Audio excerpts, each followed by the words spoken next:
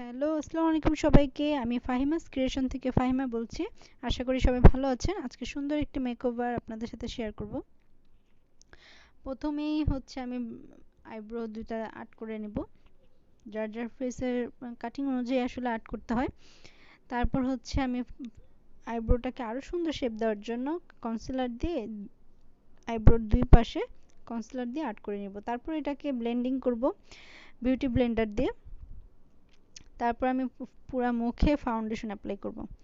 Foundation যার যার ফেসের শেড অনুযায়ী, এটা স্কিন টোন অনুযায়ী শেড আছে ফাউন্ডেশন অনেকগুলো, তো যার যার ফেসের শেড অনুযায়ী ফাউন্ডেশনটা অ্যাপ্লাই করতে হবে অবশ্যই। আর অবশ্যই অথেন্টিক প্রোডাক্ট দিয়ে মেকওভারটা করতে হবে, তাহলে মেকওভারটা খুব বেশি সুন্দর আসবে এবং ফিনিশিংটাও খুব বেশি ভালো আসবে। তারপর হচ্ছে আমি ভালো করে বিউটি ব্লেন্ডার দিয়ে পুরো ফাউন্ডেশনটা বসাবো পুরো মুখে। বসানোর পর কোনো জায়গায় যাতে কম বেশি না হয়, পুরো ফুল ফেসে সুন্দরভাবে ফাউন্ডেশনটা বসাতে হবে।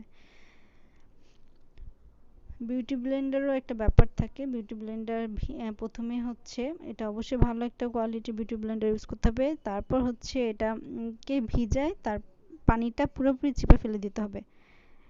এরপর ফাউন্ডেশন বসাতে। এখন আমি ব্রাউন কনসিলার দিয়ে আমার ফেসের যে দিকগুলো হচ্ছে শেপ করা দরকার, আসলে ফেসের কাটিং অনুযায়ী আসলে এই শেপটা দিতে হয়। দিয়ে তারপর হচ্ছে আমি এটাকে ব্লেন্ড করব ভালোভাবে। এটার যাতে বর্ডার লাইন না বোঝা যায়, এটা খুব সুন্দরভাবে দেখতেই পাচ্ছেন কিভাবে ব্লেন্ড করতেছে। নোজের উপরে দুই পাশে দেওয়ার কারণ হচ্ছে নোজ যাতে একটু শার্প দেখা যায়, দেখতে খুব ভালো লাগে। মেকআপের এটা একটা খুব ইম্পর্টেন্ট একটা অংশ।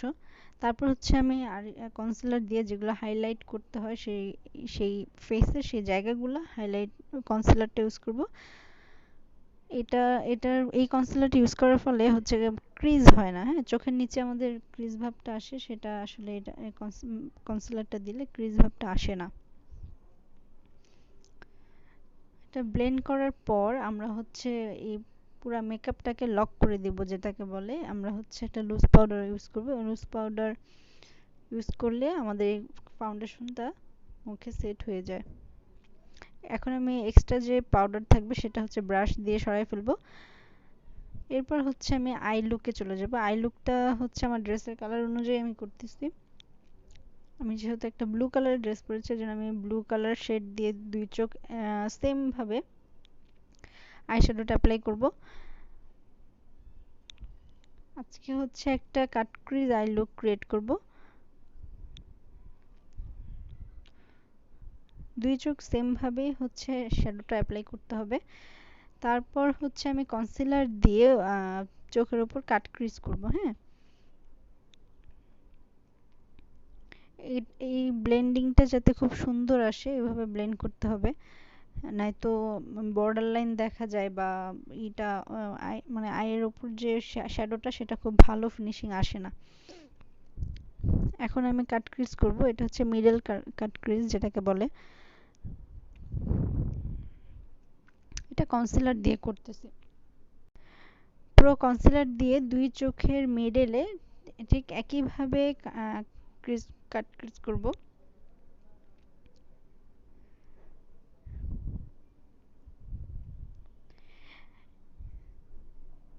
এই কাট ক্রিজের উপর হচ্ছে আমি হালকা স্কাই কালার বা আকাশি কালার অ্যাপ্লাই করব। তারপর হচ্ছে আমি গ্লিটার দিব। আমি এটা হাত দিয়ে করছি, এটা ব্রাশ দিয়েও করতে পারেন, যার যেভাবে সুবিধা হয়। এটা হাত দিয়ে করছি কারণ এটা তো কনসিলারের উপরে শেপ করাই আছে, জাস্ট আমি কালারটা বসাবো, এর জন্য হাত দিয়ে করলেও প্রবলেম হয় না। ব্রাশ দিয়ে করলেও ভালো আসবে, যার যেটা ইচ্ছা আসলে। এরপর হচ্ছে আমি গ্লিটার ইউজ করতেছি। এটা হচ্ছে আকাশি কালার গ্লিটার, একটু ব্লুটা মিক্স করে দিয়েছি। দেখতেই পাচ্ছেন দুই চোখে সেম ভাবে করেছি, এমনি দেখতে খুবই ভালো লাগছে। তারপর হচ্ছে আমি ব্লাশ অন দিয়েছি, ব্রাউন কালার আসলে ব্লাশ হালকা দিয়েছি, কারণ আমার গাল যেহেতু এত বেশি না, ফুলা না। এরপর আমি আইলাইনার ইউজ করতেছি। আইলাইনারটা অবশ্যই দুই চোখে একইভাবে দিতে হবে। আমি মোটামুটি টানা দিব, বেশি বেশি টানা দিব না। যার যেমন ইচ্ছা, চোখ যদি বেশি টানা বা বড় দেখাতে চায় তাহলে একটু টানা টানা দিলে দেখতে দুই চোখ টানা লাগে, খুব ভালো লাগে। আর যারা চায় যে বড় চোখ অলরেডি, তাদের হচ্ছে টানাটা একটু কম দিলেও হয়। আর আই মেকআপের উপর, মানে আই লুক শ্যাডো বা ড্রেস আপের উপর ডিপেন্ড করে যে আইলাইনারটা আসলে কিভাবে দিলে ভালো লাগবে।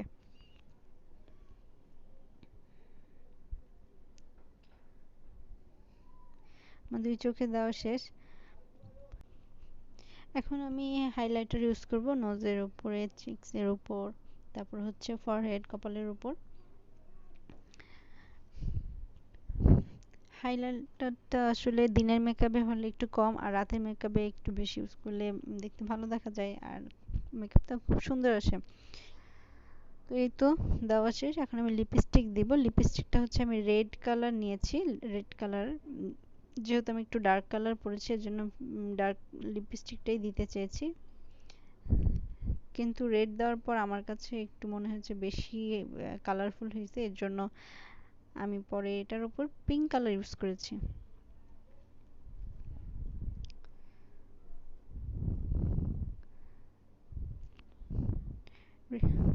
এই যে এখন আমি পিঙ্ক কালার দিয়ে এই লিপস্টিকটা একটু কমিয়ে দিয়েছি। এখন দেখতে কেমন হয়েছে অবশ্যই কমেন্ট করে সবাই জানাবেন। আজকে এই পর্যন্তই।